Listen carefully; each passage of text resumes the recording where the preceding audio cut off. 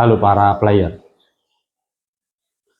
setelah video kemarin, kayak aku ketagihan ya, kayak video-video sing agak riset, kan permainan-permainan sing agak riset, menurutku, kayak menurutku seru aja. Nah, kali ini eh, aku mau bahas yang lagi hangat, tapi sih hangat agak sih, tapi kayaknya hangat ya. Nah, yang mau tak bahas itu Sportainment. Jadi menurutku Sportainment itu sangat menguntungkan.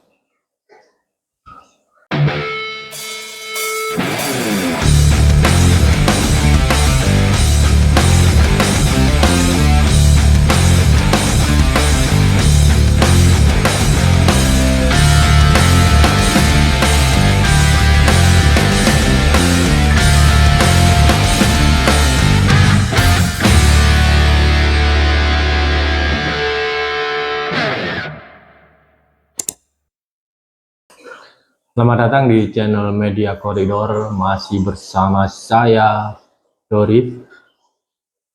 Ya, channel yang membahas tentang mainan-mainan, tapi kali ini mainan yang agak serius ya. Jadi aku mau bahas tentang Sportainment yang seperti opening di awal tadi.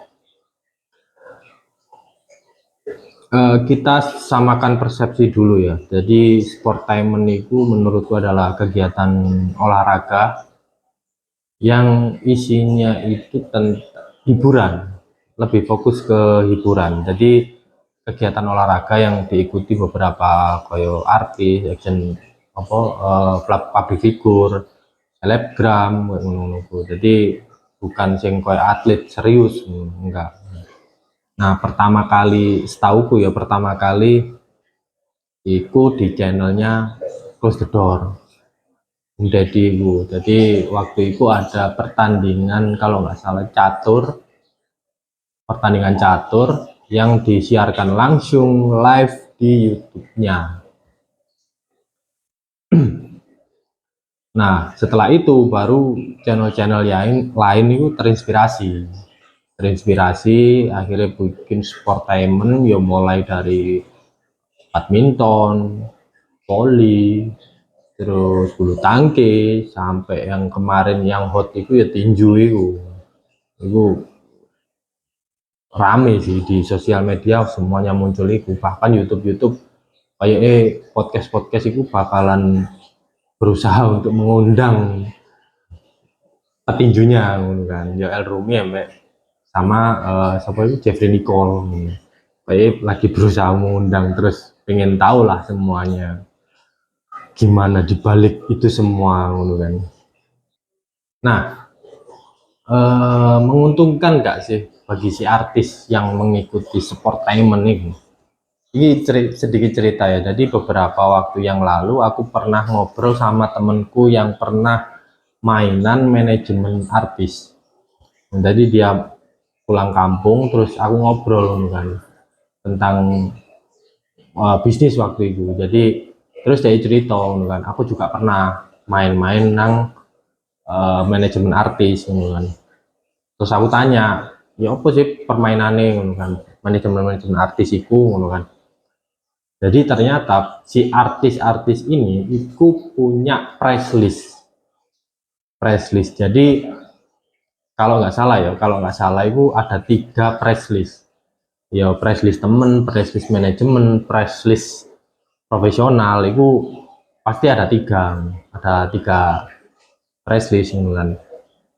Nah, kalau digabungkan sama si Sportainment ini sudah pasti sangat untung, karena ya dari prestasi kumang pasti ditentukan dengan sedemikian rupa gimana caranya gak rugi. Dari mulai latihan nih sing berapa bulan itu menurutku gak rugi, pasti untung. Nah, selain apa ya, price list si artis itu, belum lagi kalau ada sponsor. Nah, kalau ada sponsor itu beda lagi hitungannya. Jadi kayak misal contoh yang biasanya tak lihat ya, kayak nangonane live streaming Sportainment itu, aku pasti melihat kenapa baju ini pakai sponsor ini lah, itu mekanismenya dari manajer itu pasti beda-beda, dan pendapatannya menurutku juga pasti beda-beda. Iku tadi iku keuntungan dari sponsor, terus keuntungan yang non komersil ya, non duit lah, itu engagement sih. Jadi dia punya hubungan lebih ke fans. Ternyata idolaku ini hobi dengan olahraga ini. Nah, itu yang membuat keterikatan tambahan lah untuk si artis dan para fans. Dan itu misal kalau misal kita bahas tentang valuasi, ya pasti ada uangnya itu. Walaupun hanya sekedar hubungan antara artis dan fans. Yang kedua, promotor. Promotor ini aku agak minim riset ya, soalnya aku susah untuk cari tahu promotor ini, tapi menurutku ya keuntungannya banyak banget. Nah, di penyelenggara itu kayak katakanlah si Vindes sebagai media, waktu itu aku lihat bulu tangkis yang internasional itu gokil, itu gokil banget ya, apa dia mengemas itu. Akhirnya TV-TV juga terinspirasi bikin bulu tangkis, bikin badminton, bikin tenis, ngono kan. TV kan terinspirasi dari YouTube. Tapi ya it's okay. Nah, keuntungannya itu apa? Keuntungannya selain ya uang, pasti ya, pasti. Nah, menurutku uang itu, promotor itu pasti dapat, pasti untung dengan nilai yang segitu besarnya. Apalagi kalau misal dia dipercaya untuk membuat event berikutnya, wah itu ngeri banget itu, asli ngeri banget. Sama kayak IO band-band luar negeri waktu zaman dulu itu pasti namanya pasti gede. Kalau di Indonesia ya, di Indonesia ya pasti terkenal lah, oh ini promotor sing biasanya mendatangkan artis luar negeri atau apapun itu, promotor pasti untungnya di situ. Terus keuntungan ketiga ini apa untungnya untuk si cabang olahraga dan para atletnya. Kalau menurutku cabang olahraganya pasti lebih populer, pasti ya lebih populer, eh, banyak dikenal, terus edukasi ya. Akhirnya sing gak ngerti ya, aku kayak aku kemarin nonton tinju nih siapa si El Rumi sama siapa Jeffrey Nicole, aku nonton. Terus setelah itu kan aku banyak diundang di podcast tuh, aku ada beberapa kali nonton di podcast, ternyata oh ternyata gini ya tinju ya, jadi ada sisi edukasi sing aku yang awalnya nggak tahu jadi tahu. Nah itu ya menurutku menguntungkan untuk dari segi cabang olahraganya. Terus kayak pingpong, nah pingpong itu ternyata kalau pertandingan beneran atlet nggak boleh ada suara. Jadi penonton itu nggak boleh ada suara sedikit pun. Tenis juga, karena katanya sih, kalau katanya itu kalau tenis itu adalah olahraga zaman dulu sing orang-orang elit. Jadi harus sepi, walaupun bisa mengeluarkan kata-kata waktu break atau dapat poin baru bisa bersuara, tapi kalau sedang pertandingan itu nggak boleh lah. Kayak hal-hal semacam itu yang ternyata gitu ya. Jadi aku akhirnya ada insight baru dari olahraga itu, soalnya sebelumnya aku ngertinya cuma sepak bola. Aku ngerti banget ya sepak bola. Nah untuk para atletnya, kalau atletnya eh iki agak kontroversi sih, kemarin itu sempat aku baca di Twitter atau di berita-berita online, terus aku melihat komen-komennya atletnya itu nggak seberuntung para artis dulu. Jadi ada beberapa atlet yang komen iri lah, intinya iri namanya artis-artis itu. Artis-artis itu dapat duit gini-gini, terus para atlet ya apa bla bla bla ngono kan. Nah menurutku eh, artis ini fair sih, dia main di sportainment, menurutku dia untuk tujuannya untuk mengenalkan cabang olahraga itu. Jadi kalau atletnya ya berlatihlah lebih keras lagi. Jadi kalian sedang dibantu para artis ini untuk memperkenalkan ke seluruh dunia bahwa di Indonesia juga olahraga ini dan populer.